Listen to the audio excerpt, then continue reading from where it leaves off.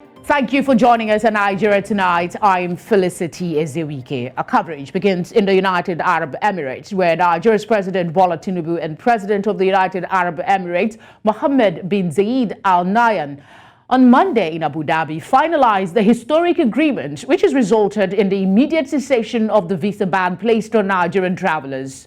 With this historic agreement, both Etihad Airlines and Emirates Airlines are to immediately resume flight schedules into and out of Nigeria without any further delay.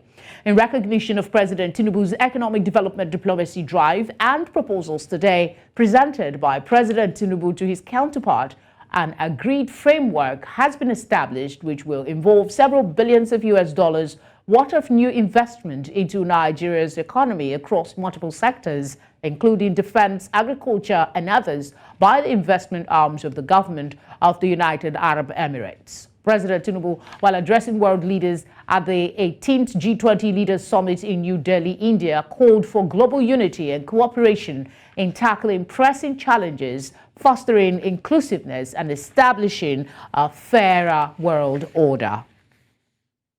Joining us to explore what this development means for Nigeria in the effort to get economic recovery, we're joined by Uade Ahimie, Chartered Accountant and Head of Strategy and Public Affairs at Nairametrics. Thank you very much for joining us.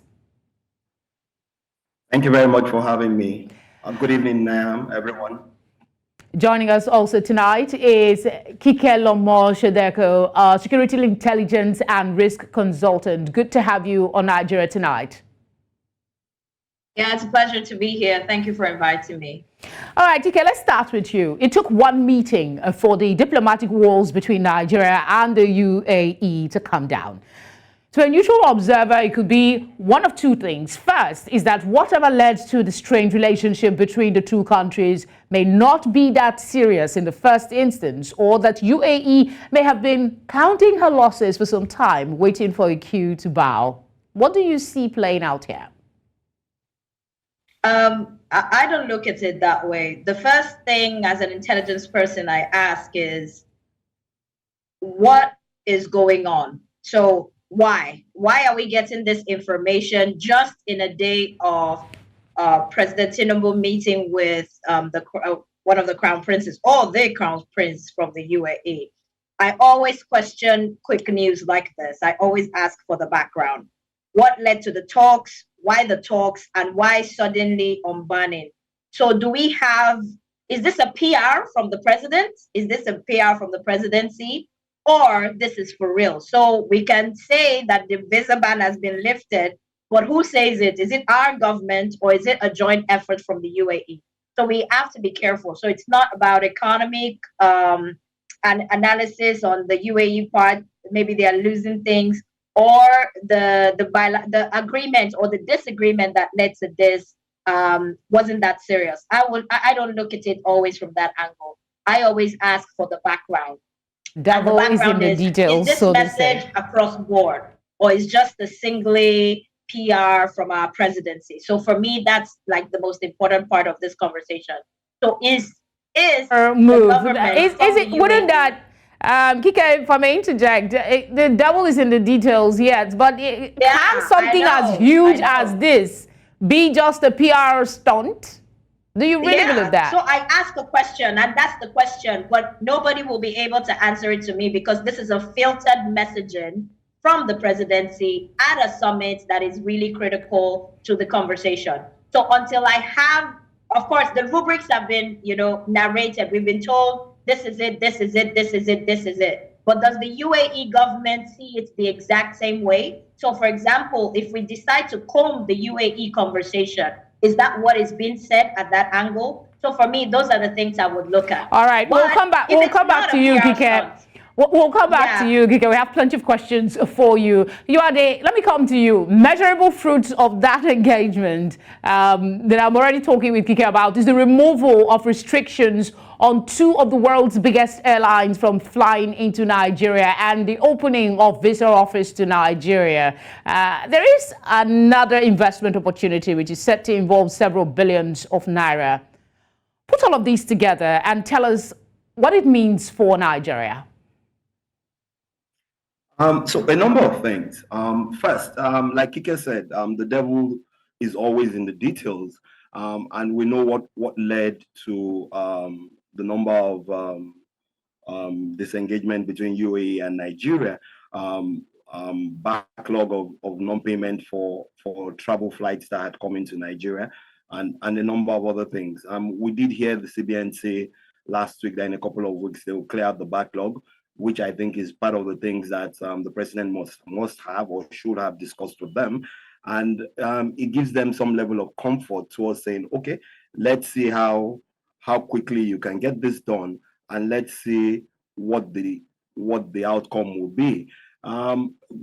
It's good PR for the country, but we know if we don't see the details, then it becomes an issue of, was it just a PR stunt? Now, the second part of it for me will be, let's also look at the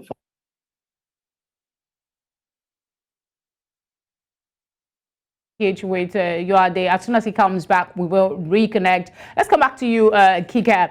Before we delve into the G20 summit that the president attended, there appear to be a lot more coming out on the side of that event. The president we're hearing that new frontiers is being opened in Europe with meetings with the German chancellor and many other world leaders. You're talking about investment, a lot of investment. So you are a consultant. I'd like you to share your 2 cents on suggested investment areas that they should target and why. Okay. I like I explained earlier, I'm all about the foundational things. Investments, yes. So which areas do we need foundational conversations on? So I think those are the points that need investment. So we talk about investments using like a large, just globally mentioning investments. And like you said, what are the pinpoints? And some of the points that need to be tackled are the foundational issues. And it goes back to it's the same thing. We need to have water. We need to have the infrastructure. We need to have the amenities to be able to allow these investors to be able to stay and not leave. So as long as we are not having the foundational conversation on investments and our borders are shut and policies are very stringent on general economic movements, then the investments are just another opportunity for the outsiders to come and make money off Nigeria and not really put down the structure that we need to move forward. So the investments we need currently are the investments that would expand infrastructure. And what are we talking about infrastructure? It is still the same talks we've always had for decades. And it is, we need the electricity to be stable, not just for some parts of the country, but all over the country. Now we need some parts, we need internet services to be stable, not just in some parts of the country, but in all parts of the country, right? So this is even just 2 points. Like if this can be done and it is stable and it is certain and it is far-reaching all through the borders, then we can talk about investors coming in to stay and thinking long-term. But until we deal with the I'm sorry to interrupt, but in the interest of time, let's see if we can get Uade back in. Do we have Uade? Can you hear me now? Yes, I can. If you can quickly conclude your thoughts before we move on to the next question for you. You were talking about how what Nigeria is going to get for this. Yes, so we've seen all the information coming out of the G20 and a number of things. We've seen the 3 billion that came in through the NNPC, but all this will depend on what the details are. What kind of investments are we looking at? What kind of which sectors of the economy are we going to be looking at? For me, as it is now, we've seen so many policies, but we haven't seen the details of implementations of these policies. And that, for me, it's a critical part that the presidency and his team has to tell Nigerians so that we know exactly where we're going to. Okay. Nigeria had big manufacturers and multinationals in the past that left the country. We know you're concerned about the details and all of that. The likes of PZ, Dunlop, and many others left Nigeria for different reasons, most of which are still here with us.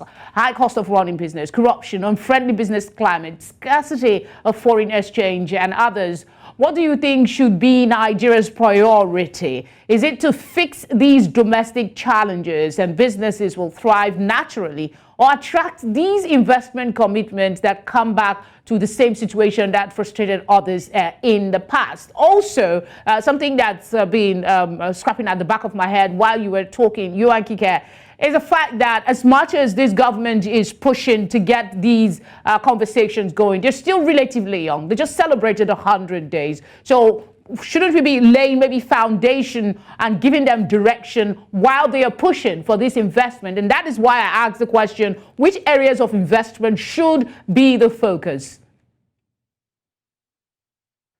So I think what the major focus for me should be ease of doing business, and part of that comes in from the fiscal part of it, the tax and a number of things. You know, they've set up a committee to look at the tax and the fiscal aspect of government spending, but how quickly are we going to get that done? How quickly are we going to ensure that these businesses who have pledged when they come into Nigeria, they would have that ease of doing business? We will be able to invest in whether it's power or is in steel or is in oil and gas, and all those things are all working simultaneously. Until we have the details of what the fiscal outcome of the tax committee is, then it's a bit difficult for me to see how quickly these pledges are going to come into Nigeria.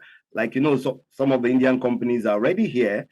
So bringing in additional dollars when you can't, at the end of the day, take it away, and then stabilizing the foreign exchange, which has been a huge challenge since it was deregulated in June. So those are critical things that need to be looked at and quickly solved before we start seeing them. I don't see a lot of these businesses coming in before January 2024.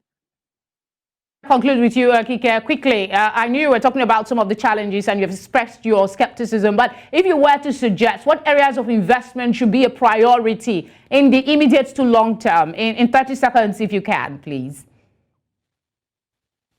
Yeah, just like you said, ease of doing business is one of the core things. And if that can be sorted, then it's just going to be the same cycle again and again. So I agree with him completely. So yeah, so I'm with you on that. All right. Thank you very much, gentleman and lady, for giving us your time. We appreciate it. Thank you very much.